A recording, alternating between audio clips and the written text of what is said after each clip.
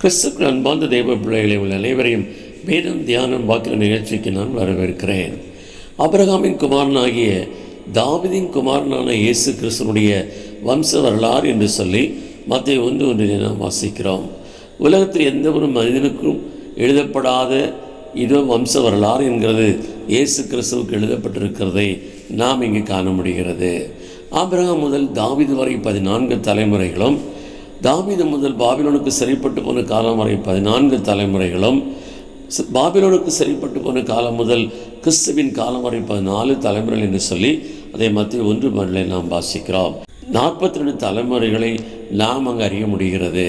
42வது தலைமுறையாக இயேசு கிறிஸ்து பாலகனாக பெத்லகேமிலே பிறந்தார்.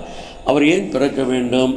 ஆதியாகமம் 12:2 தேவன் ஆபிரகாமை அழைத்து அவனை ஆசீர்வதிக்கிறார்.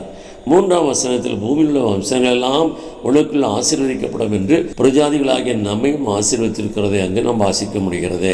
பிரியமானவர்களே, இந்த 42 தலைமுறைகளாக ஆபிரகாமுக்கு தேவன் வாக்குத்தத்தம் பண்ணின இஸ்ரவேலின் ஆசீர்வாதத்தையும் புறஜாதிகளின் ஆசீர்வாதத்தையும் அவர் சுமந்து வந்து பெத்லகேமிலே பாலகனாய் பிறந்தார்.